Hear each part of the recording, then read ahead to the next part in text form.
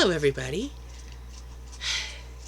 I just did this whole video and looked down and realized it stopped recording, and I don't know when it stopped recording, so I'm going to do the whole thing as just a haul instead of an opening, because I opened several packages and I didn't put anything back in their packages because I thought it was recording. My computer hates me.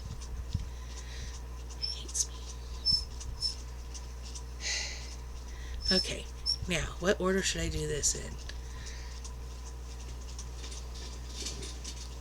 I know. Here, let me move this stack because it's part of it. Start with this one. Is a graphic novel, a true crime graphic novel called My Friend Dahmer. It came out of the freebie box at the library. I was at the laundromat doing like 3 loads of laundry, and my son went down to the library to kill time while I was washing and drying, and he came back with this and said he found it in the freebie box. It's got a rubber band around it because the pages inside are kind of loose, and I don't want to lose them. It already had it on there when he pulled it out of the box, so it's not like something I did. It's black and white graphic novel based on the life of Jeffrey Dahmer when he was like high school age. So it's kind of his origin when he started with all the killing and stuff. Dahmer's from Ohio, and I'm from Ohio, so I don't know what that says about anything, but set that in the box there. Okay. Then, if you've been with my channel for a while, you may remember I used to do unboxings of Manga Spice Cafe. Well, back in July, they had trouble getting a hold of the one title that was supposed to be in the box, and said they would send it along later. It didn't come, and it didn't come, and it didn't come, and I finally forgot about it, and then suddenly, a couple days ago, it arrived in my mailbox. This is called Can't Stop Cursing You.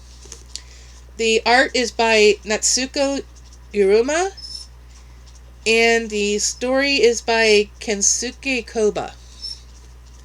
Here's what the back looks like. I just think it's a cool looking cover, if nothing else. The description: it was just an ordinary day at Yami High until it wasn't. A ringing cell phone and the splatter of blood marked the beginning of a deadly game. The rules: contractor Mikaya has 30 days to curse kill 30 people or meet a fate worse than death. On the other side, curse breaker Sayama must identify the killer without falling prey to one of Mikaya's curse kills. Only time will tell who will emerge victorious. It's a black and white manga. This is volume 1. I don't know how many are in the series, but I'm curious to read this one. It sounds pretty good. This is one that I ordered from Amazon. This is The Sicilian Romance by Anne Radcliffe. She's the one that wrote Mysteries at Adolfo or of Adolfo. Oh, this one's got notes written in it. Huh. Cool. Which was talked about a lot.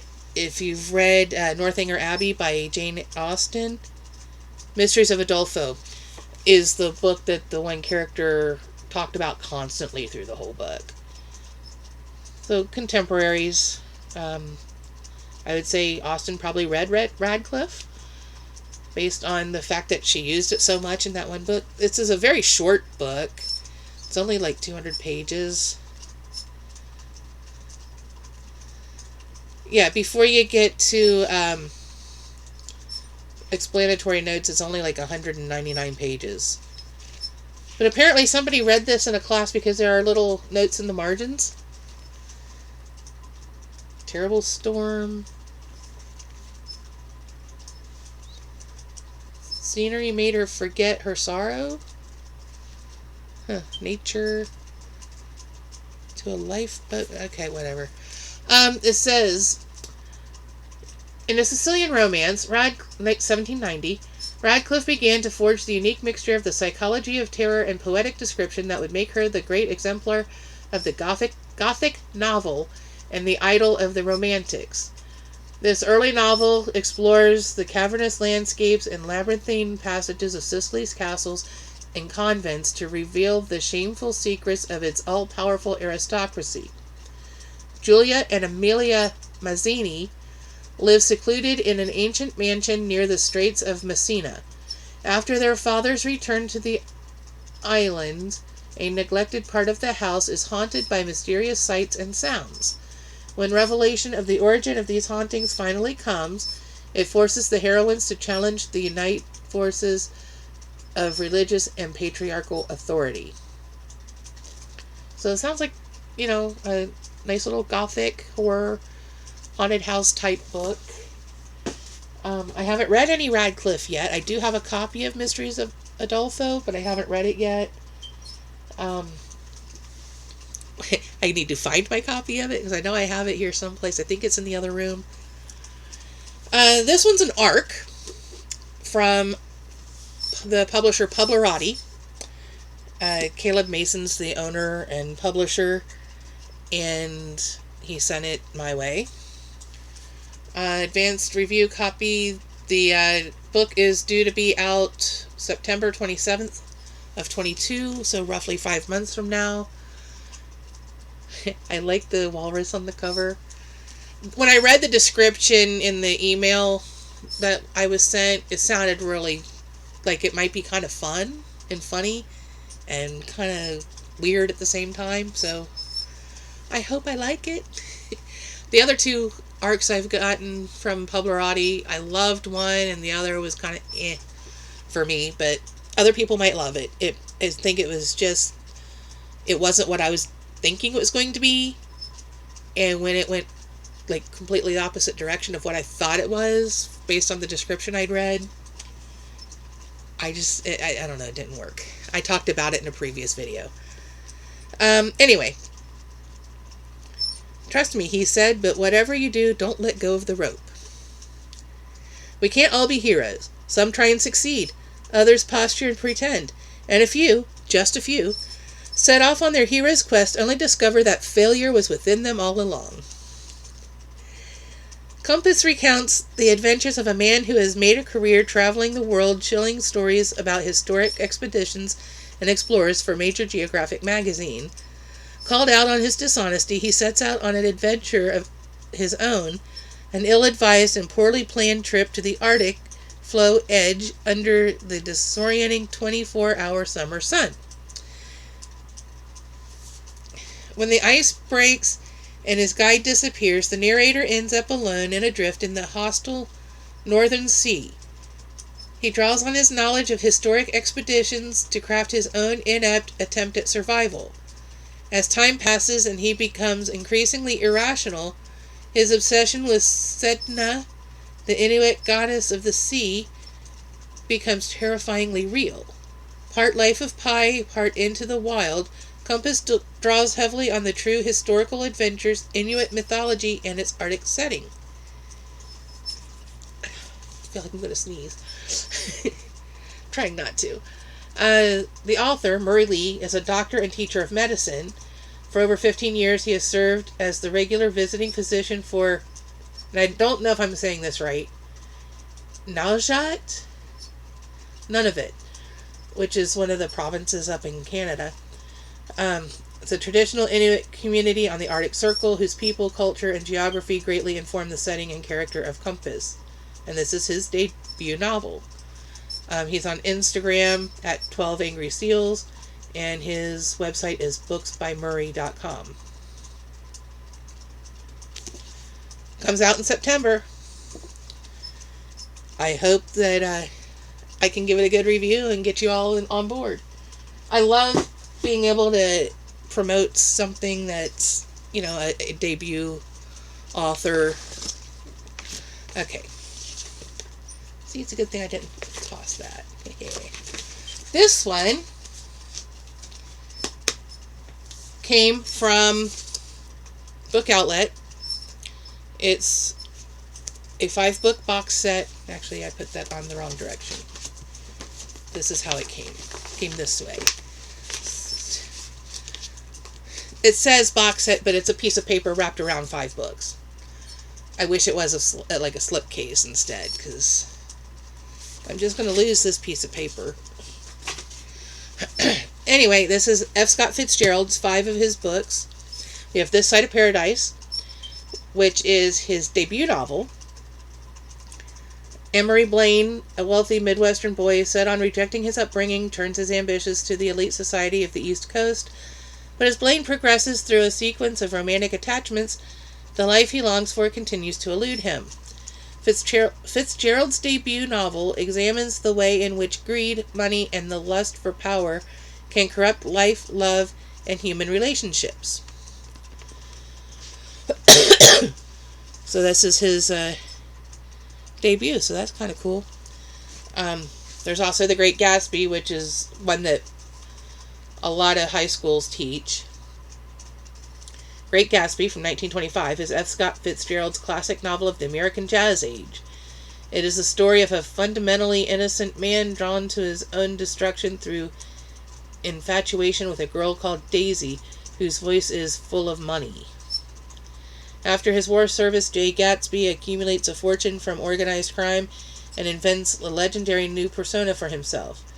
He buys a luxury property on Long Island, across the water from the mansion where Daisy now lives with her husband. He throws extravagant parties to attract her, but her arrival only signals the unraveling of Gatsby's cherished dream. I remember there was a murder. I've read it twice. I read it in high school, and then I read it last year. I remember there was a murder, but I really can't tell you a whole lot about it. It's not one that sticks with me for some reason. Okay, we have The Beautiful and Damned. And I want to say it's Renee Ahdieh, and I can't read the author's name from here. It's up on the shelf. There's a vampire series. The first book is The Beautiful. The second book is The Damned. And then I think The Righteous is the third book. And then there's a fourth book that I can't remember the name of. Obviously took its title from this, The Beautiful and Damned. The magnificent attitude of not giving a damn, and to seek the moment's happiness as fervently and persistently as possible. Anthony and Gloria Patch are a rich and passionate couple who drink and dance away their days in glorious decadence. Gloria is a beautiful and vibrant socialite, while Anthony, a Harvard-educated man who yearns for the finer things in life, is the heir to a great fortune. But as the money starts to run out, the marriage begins to crumble. First published in 1922, The Beautiful and Damned is a brilliant portrait of New York during the Jazz Age, a haunting exploration of the loss of innocence, and above all, a remarkable literary achievement. Yeah, easy for me to say. I'm getting a little tongue-tied.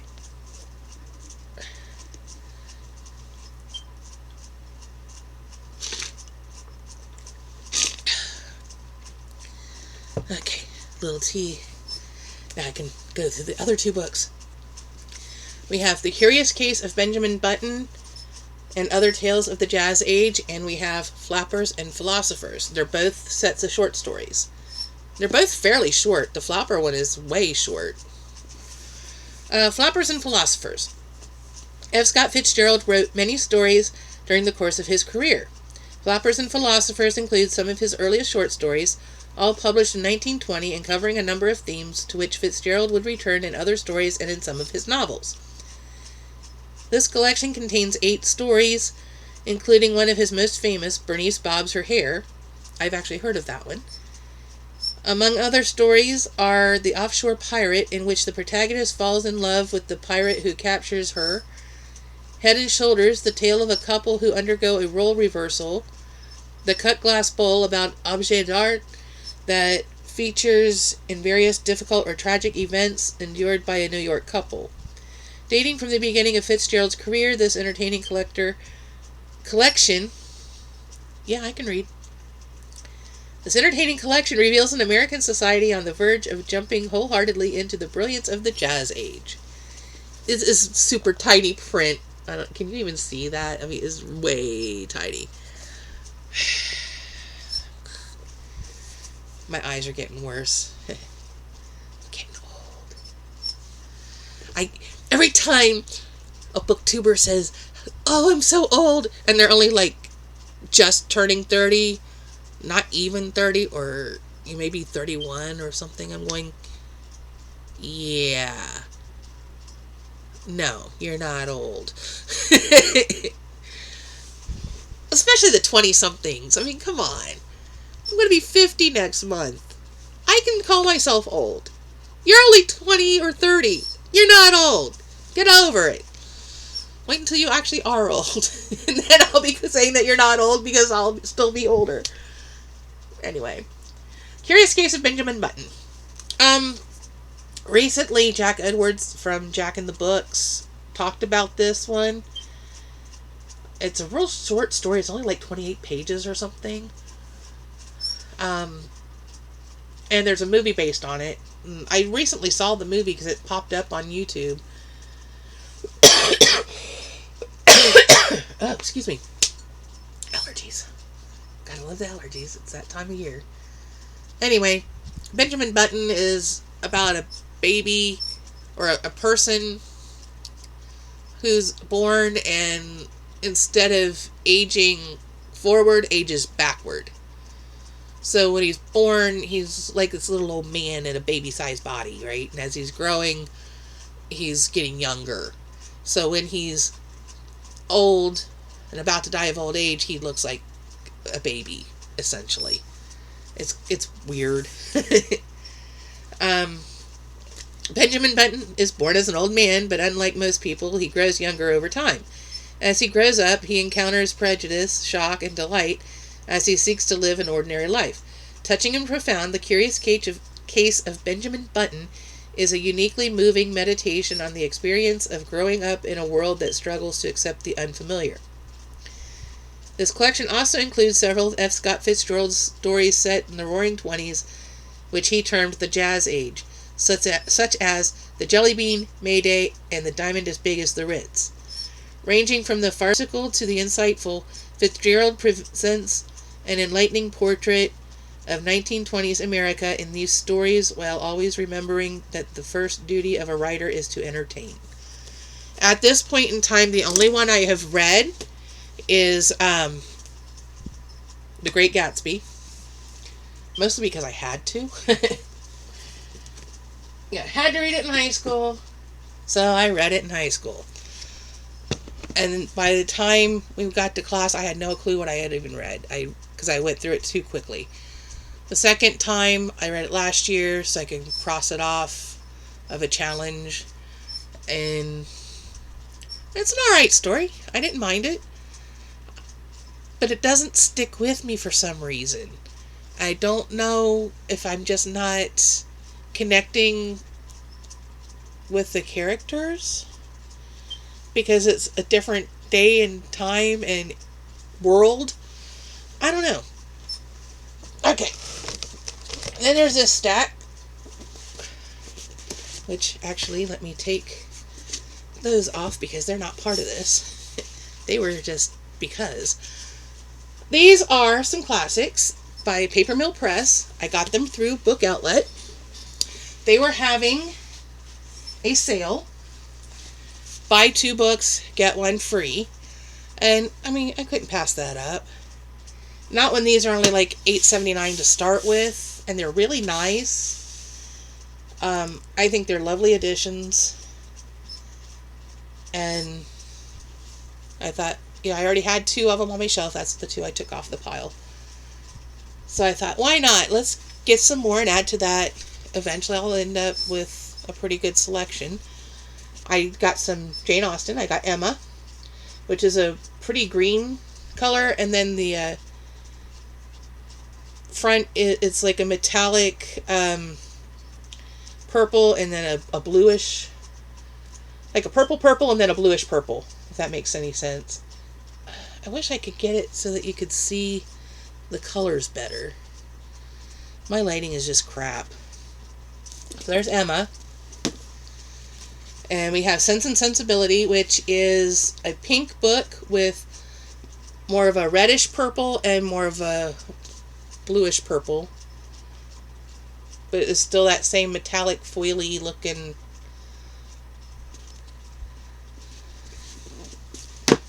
And Persuasion, which is a different green background, but the same dark purple and reddish purple that the others had. I can't get to where you can even see the shade of green it is.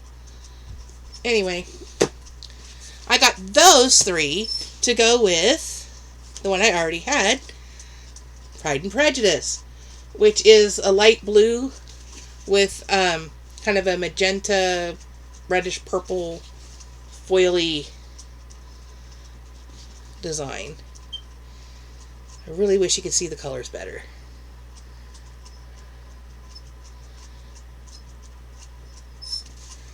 So there's that. And then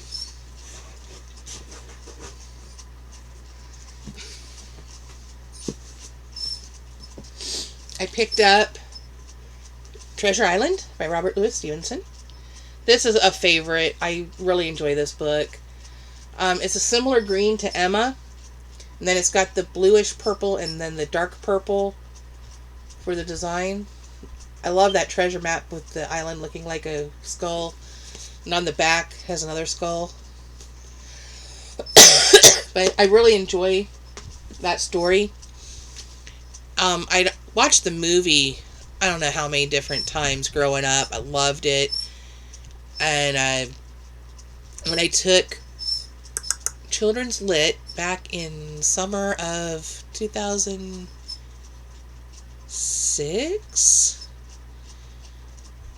Yeah, I think I took it summer school 2006. That was one of the books we were supposed to read. I really, really loved it.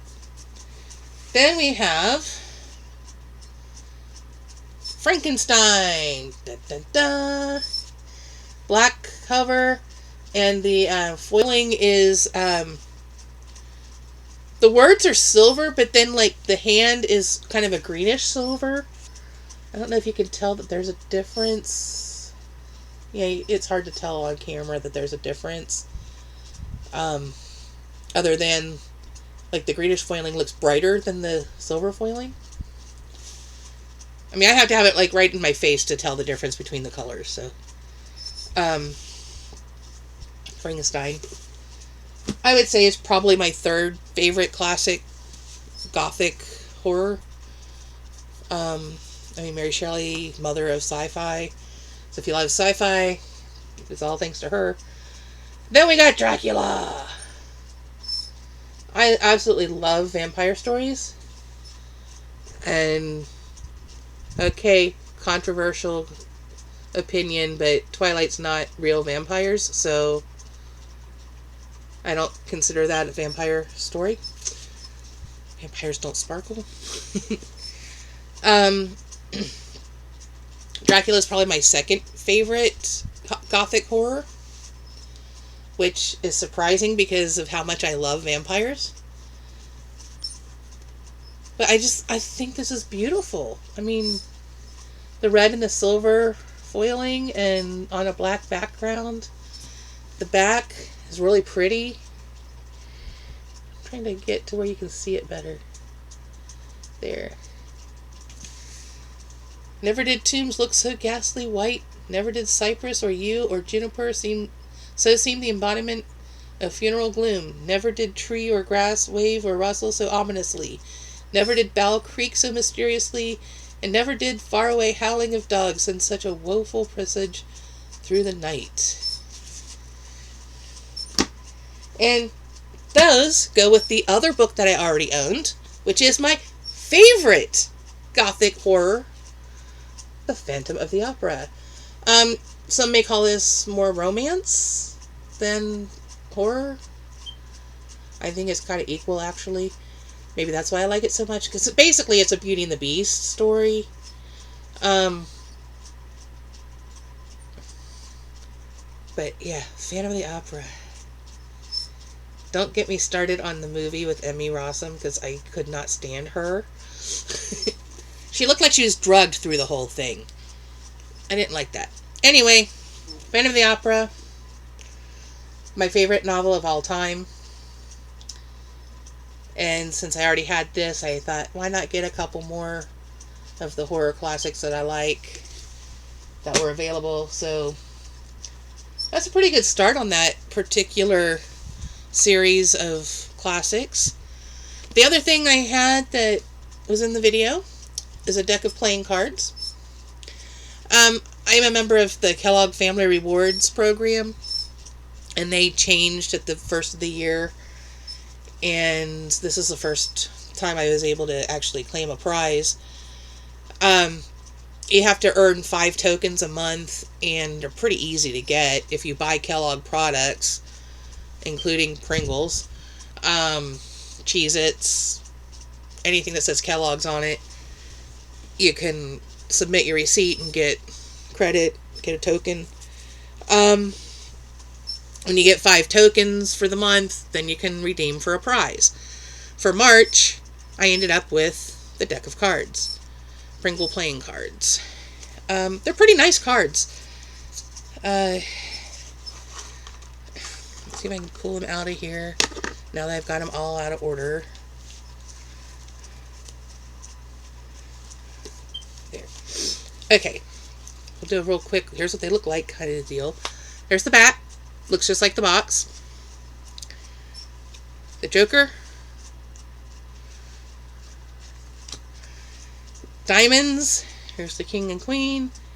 If you look close, you can see that the eyes are diamonds. It's the Jack. And then the number cards just have the little faces. And they've got diamond eyes. Hearts. King and Queen. You'll notice they got heart-shaped eyes.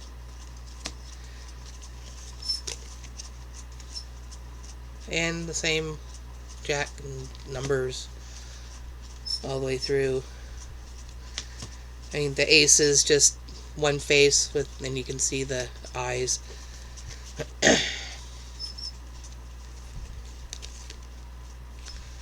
There you go, King, Queen, Jack of spades. And the eyes are shaped like spades. The number cards. There's one with, you can see a little closer.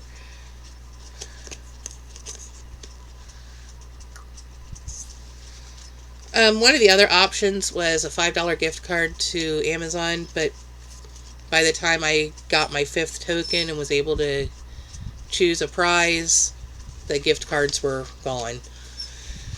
I would have chosen that just because I use that to buy books. I have several different ways that I can earn free gift cards, various websites and things that, you know, you collect so many points and you can redeem them.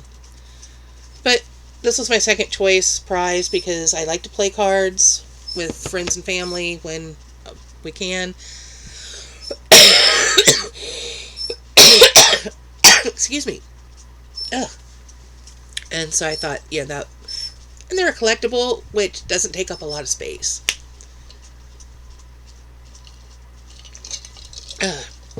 There. For April, there's like a free month of, was it Paramount Plus, I think? Or there was a tote bag with Tony the Tiger on it. There were like 2 other things that I can't think of off the top of my head. I'm thinking about the tote bag because I'm a bookish person. We use tote bags. I use a lot of tote bags. So that's what I'm going for now. And I think I have enough points. I just need to go in and collect it. And I think that's it. So I'm going to wrap things up. And it's actually still recording, so yay. don't have to do it a third time. Remember to do all the YouTubey things. Comment, like, share, subscribe, ring the bell icon to be notified of future uploads, blah, blah, blah, blah, blah. And I will see you in the next one.